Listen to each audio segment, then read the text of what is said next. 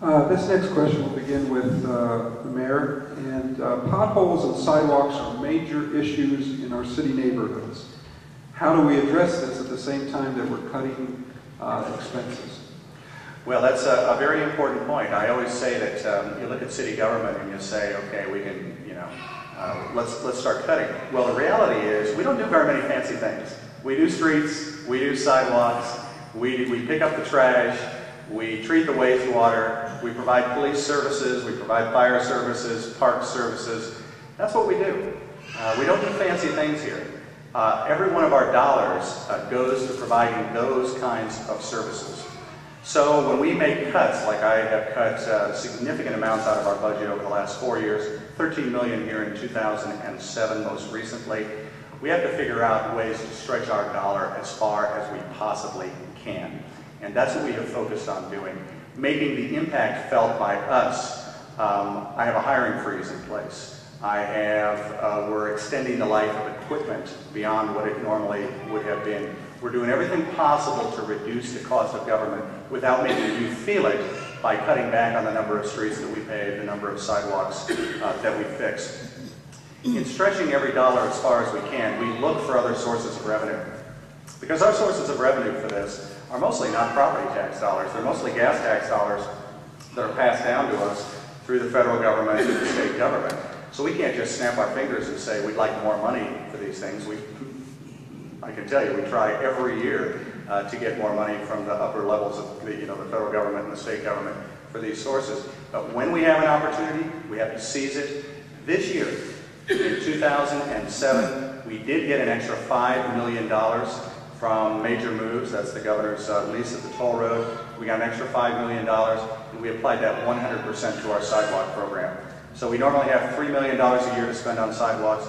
This year we had $8 million a year to spend on sidewalks. So we look for every dollar we can and we put it into infrastructure, which is our most cash-starved area of government, and the thing where I think people feel the greatest need and see the greatest need in our community, certainly here in Fletcher Place and Bates-Hendricks. Mr. Ballard?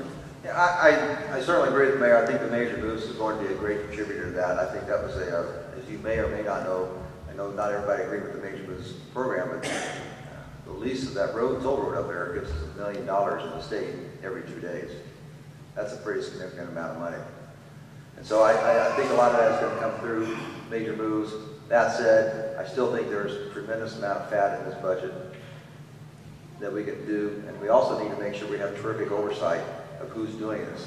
I was walking along Carrollton Avenue about 4 Saturdays ago, and a lady came out and was walking, talked to us, and she said that people were coming in to redo their sidewalks. They had perfect sidewalks. And it took her 2 hours to convince the people, don't redo our sidewalks. Look at my sidewalks, they're perfect. Go 2 blocks over here, this street over here. So we have some problem with oversight in that. I don't know if that's a swing district this election, but the fact is that we need to make sure we have proper oversight and we're going to the right places to do these sidewalks, because we don't want to waste any money. There are sidewalks in the city, frankly, being redone that don't need to be redone, and your areas may not be covered.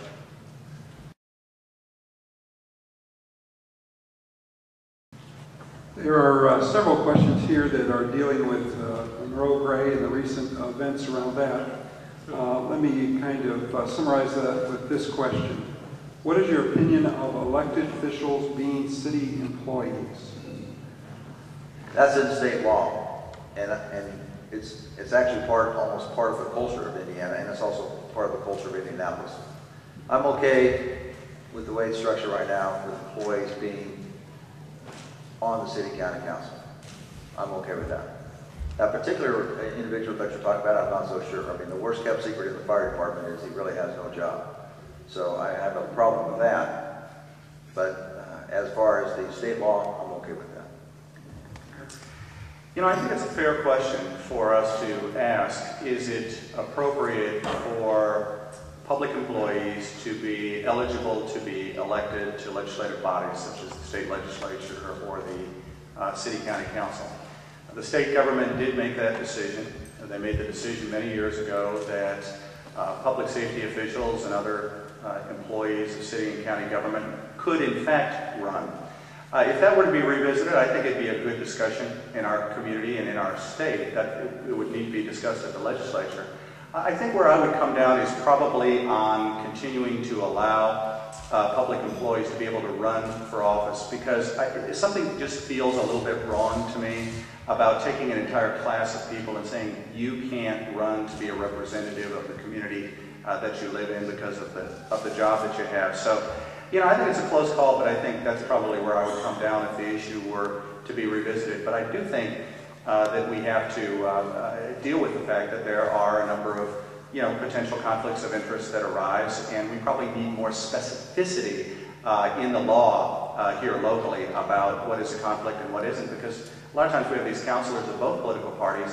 Sometimes they'll recuse themselves on one issue and not the next issue, which looks exactly the same, and we can't figure out why they recuse on some and not on others. So I think that probably needs some clarification.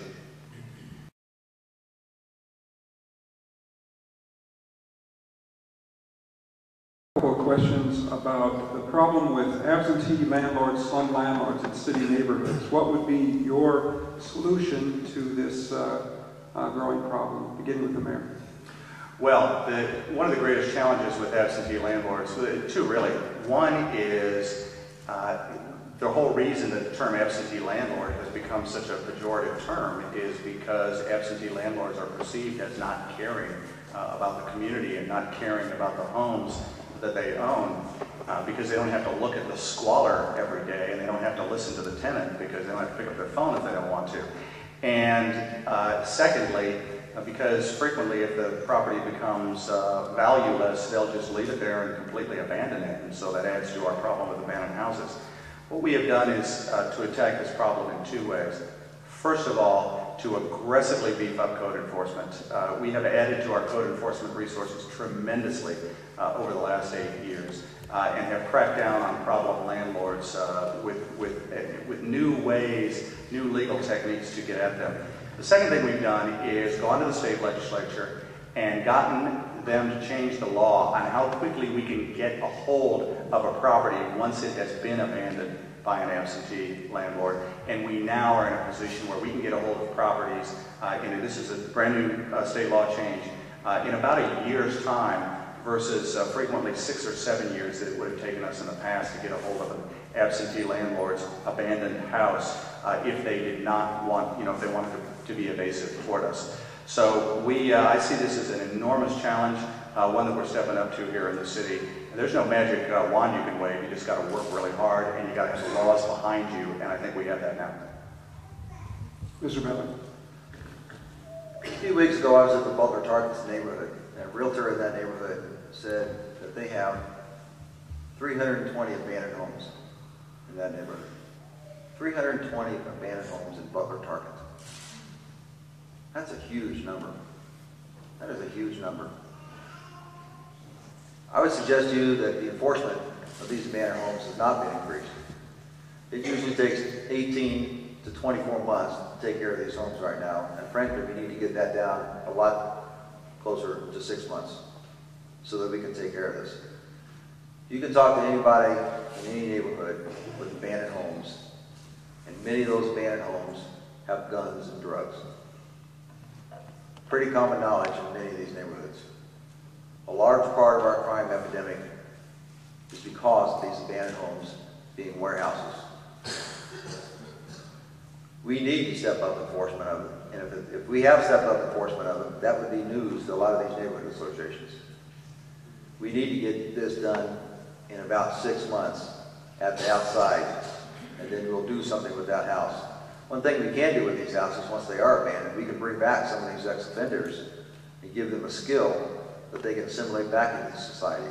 We can make them plumbers, electricians. We can help them learn how to rehab houses and give them a skill. So we can have a win-win situation there also. Those are the things we need to do in this city to make sure that our crime rate goes down and those abandoned houses are taken care of much more quickly than they are.